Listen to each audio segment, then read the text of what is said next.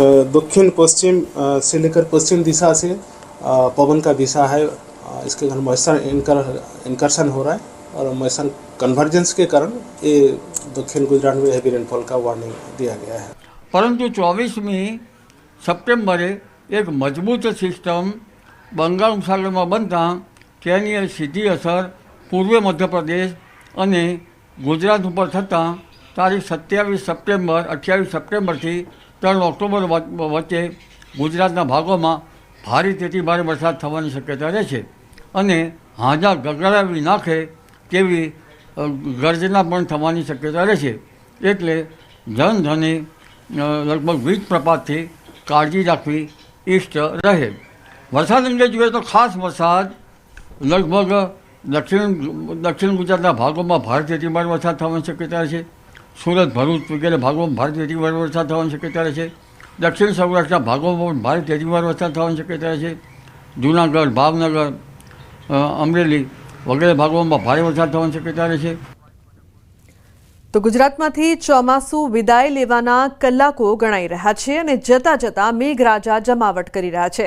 ગુજરાતમાં હજુ 6 ઇંચ સુધીના વરસાદની આગાહી થઈ છે, જેના કારણે ખેલૈયાઓ તો ઠીક, ગરબા આયોજકોના જીવ પણ અદ્ધર થઈ ગયા છે। તેમાં પણ ડાંગમાં પડેલા ભારે વરસાદથી ફરી અષાઢની યાદ અપાવી દીધી છે।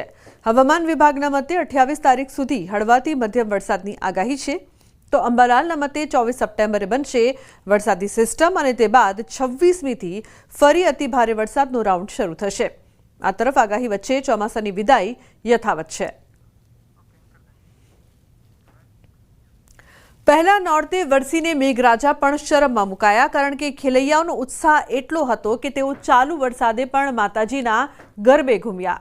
માંડવીના કરંજ ગામમાં મોડી સાંજે વરસાદ થયો। ગરબા ચાલુ હતા અને વરસાદ થતા ખેલૈયાઓએ ગરબા રમવાનું ચાલુ રાખ્યું। લોકો ભીંજાતા ભીંજાતા પણ માતાજીના ગરબે ઘૂમ્યા। વરસાદમાં ભીંજાતા ગરબાની મોજ માણી।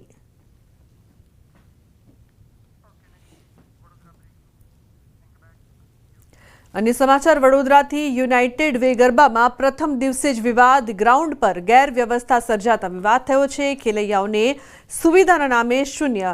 गरबा ग्राउंड कादव कीचड़थी भराया। प्रथम दिवसे ज खेलैयाओए लगाव्या नारा। खेलैयाओ रोषे भराया हता। कीचड़ना कारणे खेलैयाओ फूड कोर्टमां गरबा रम्या। संचालकोए एक दिवसनुं रिफंड आपवानी जाहेरात पण करी छे। तो कीचड़ना कारणे खेलैयाओ फूड कोर्टमां रम्या हता। युनाइटेड वे गरबामां प्रथम दिवसे ज विवाद थयो छे। तो साथे ज संचालकोए एक दिवसनुं रिफंड आपवानी वात पण करी छे। कीचड़ना कारणे खेलैयाओनी जे मजा छे ते बगड़ी गई हती। फूड कोर्टमां गरबा रमवानी नौबत आवी हती। तो कीचड़थी भराया हता ग्राउंड। प्रथम दिवसे ज खेलैयाओए नारा पण लगाव्या। प्रथम नोरते तेमनी जे मजा छे ते पण बगड़ी गई हती।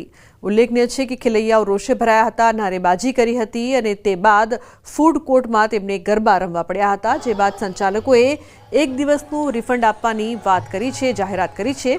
खेलैयाओने सुविधाना नामे शून्य जोवा मळ्युं। तो गरबा ग्राउंड कादव कीचड़थी भरायाना दृश्यो सामे आव्या छे। कोईपण जातनी सुविधा छे ते करवामां नथी आवी। वरसाद थता कादव कीचड़थी समग्र ग्राउंड छे ते भराई गयुं हतुं, जेथी हालाकीनो सामनो खेलैयाओने करवो पड्यो। साथे ज फूड कोर्टमां तेमने गरबे रमता जवुं पड्युं। तो ग्राउंड पर एटली बधी गैरव्यवस्था हती के जे खेलैयाओ छे ते रोषे भराया हता, गुस्से भराया हता, नारेबाजी पण करी हती। गरबा ग्राउंड कादव कीचड़थी भराया हता। तो वडोदराना आ दृश्यो अत्यारे आप जोई रह्या छो। पहला नोरते जे प्रकारथी हालाकीनो सामनो करवो पड्यो हतो, युनाइटेड वे गरबामां प्रथम दिवसे विवाद सर्जायो हतो। हार्दिक जोड़ाया छे फोन लाइन पर वधु माहिती आपवा माटे। हार्दिक, शुं वधु माहिती समग्र मामले?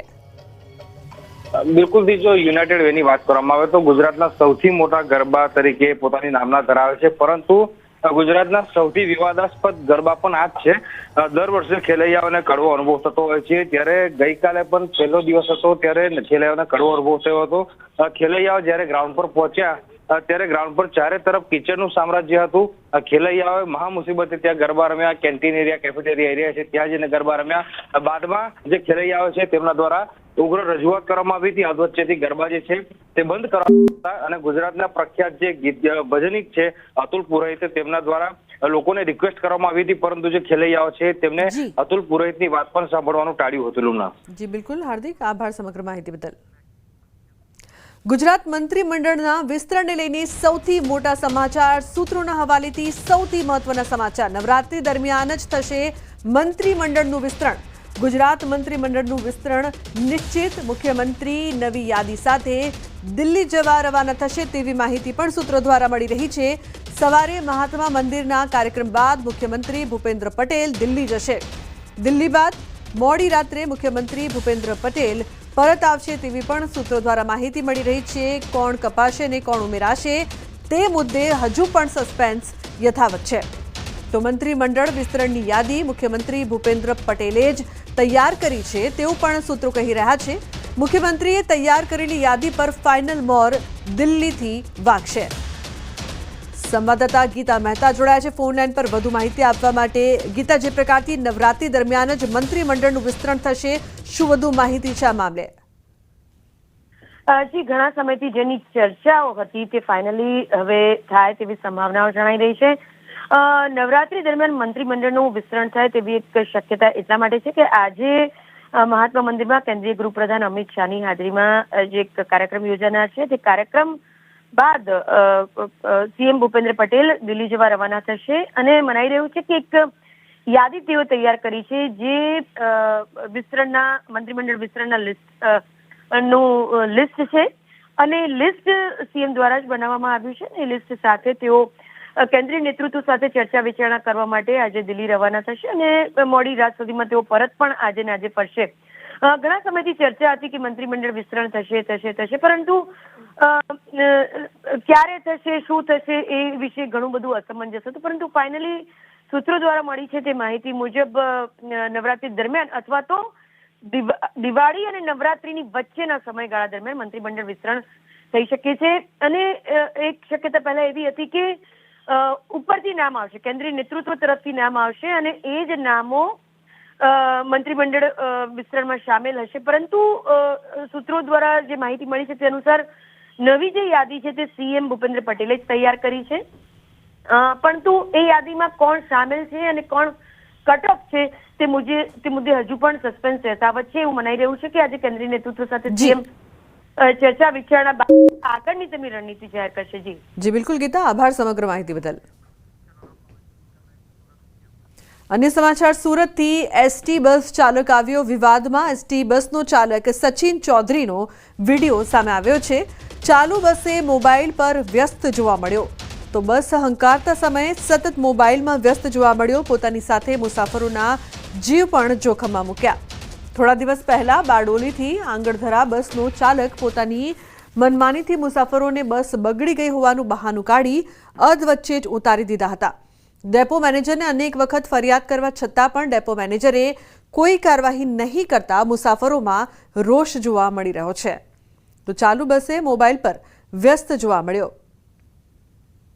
પોતાની સાથે મુસાફરોના જીવ પણ જોખમમાં મૂક્યા. આ પ્રકારના દ્રશ્યો છે તે મુસાફરો માટે જોખમરૂપ છે, કારણ કે જો મોટો અકસ્માત સર્જાય તો જવાબદાર કોણ? એસટી બસ ચાલકની પણ જે પ્રકારની જવાબદારી હોય છે, મુસાફરોના જીવને જોખમમાં મૂકીને મોબાઈલ પર આ ડ્રાઈવર છે તે વ્યસ્ત જોવા મળી રહ્યો છે. તેનું બિલકુલ ધ્યાન છે તે મોબાઈલમાં.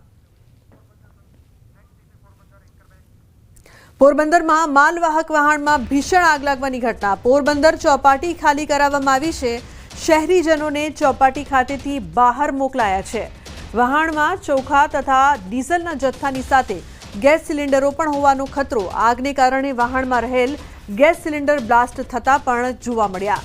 આગ વધુ વિકરાળ બનતા તકેદારીના ભાગરૂપે નિર્ણય લેવાયો છે. પોરબંદર જિલ્લા પોલીસ વડા તથા મનપા કમિશનર સહિત ચોપાટી ખાતે ઉપસ્થિત.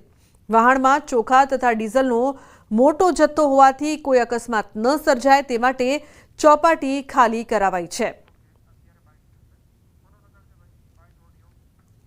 जेटी को सलामत रखने के लिए दाव को जेटी से दूर ले जाके उसको छोड़ा गया था और जो दाव पे 15 जितने क्रू मेंबर्स थे सभी क्रू मेंबर्स को सही सलामत निकाला गया है, तो कोई जान की हानि इस पे नहीं हुई है। पूरा वेसल लोड